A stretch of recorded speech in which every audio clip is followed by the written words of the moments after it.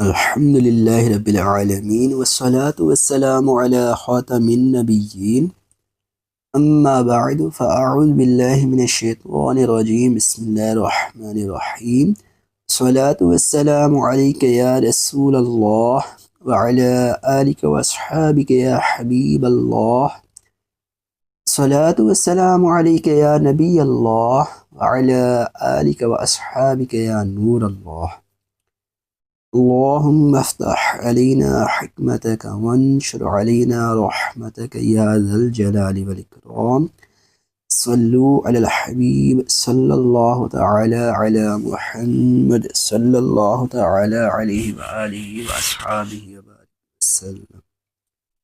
سورہ البقرہ آیت نمبر 148، ترجمہ کنز الایمان اور تفسیر صراط الجنان پڑھنے کی، سننے کی، سیکھنے کی، سمجھنے کی سعادت حاصل کریں گے انشاءاللہ الکریم۔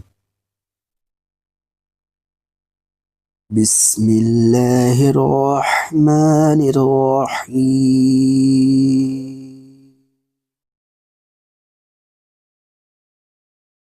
وَلِكُلٍّ وِجْهَةٌ هُوَ مُوَلِّيهَا فَاسْتَبِقُوا الْخَيْرَاتِ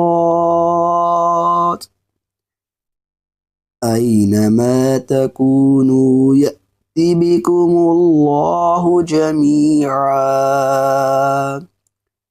إِنَّ اللَّهَ عَلَى كُلِّ شَيْءٍ قَدِيرٌ۔ ترجمہ کنز الایمان۔ اور ہر ایک کے لیے توجہ کی ایک سمت ہے کہ وہ اسی طرف منہ کرتا ہے، تو یہ چاہو کہ نیکیوں میں اوروں سے آگے نکل جائے، تم کہیں ہو، اللہ تم سب کو اکٹھا لے آئے گا، بے شک اللہ جو چاہے کرے۔ تفسیر صراط الجنان میں ہے وَلِكُلٍّ وِجْهَةٌ، اور ہر ایک کے لیے توجہ کی ایک سمت ہے۔ اس آیت میں تبدیلی قبلہ کی ایک اور حکمت بیان کی گئی ہے کہ ہر امت کے لیے ایک قبلہ مقرر کیا گیا، تو جب امت محمدیہ ایک امت ہے اور سب سے افضل امت ہے، تو ان کے خصوصی امتیاز کے لیے ان کا قبلہ دوسروں سے جدا گانا بنایا گیا، اور اس میں خصوصیت یہ ہے کہ ان کا یہ قبلہ ہمیشہ کے لیے رہے گا، کبھی تبدیل نہ ہوگا۔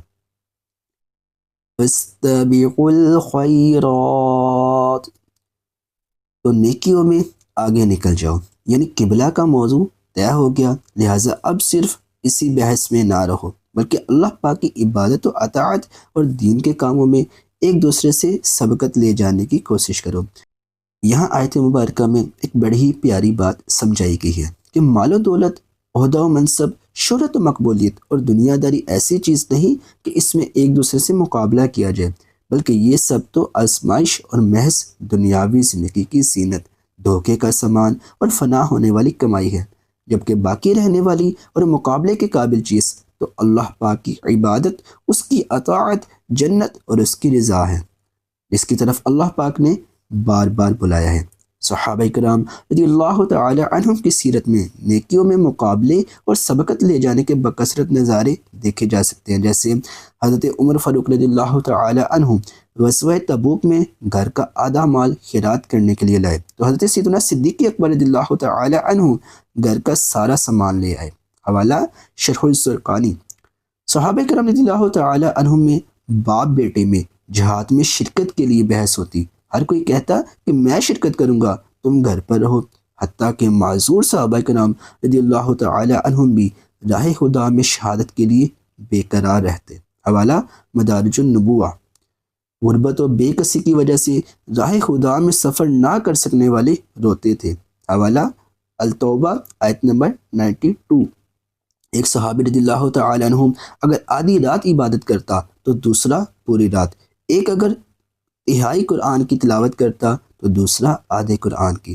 اللہ پاک ہمیں بھی نیکیوں میں ایک دوسرے سے سبقت لے جانے کی توفیق اور جذبہ عطا فرمائے۔ نیکیوں کا جذبہ پانے کے لیے دعوت اسلامی کے قافلوں میں سفر بے حد مفید ہے۔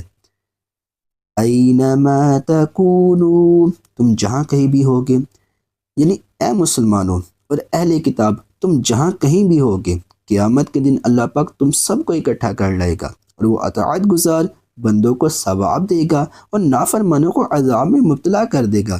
بے شک اللہ پاک ہر شے پر قدرت رکھنے والا ہے، تو وہ مخلوق کو مرنے کے بعد دوبارہ زندہ کرنے، اطاعت گزاروں کو ثواب دینے اور سزا کے مستحق افراد کو عذاب دینے پر بھی قادر ہے۔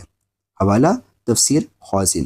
صلو علی الحبیب صلی اللہ علیہ محمد صلی اللہ علیہ وسلم۔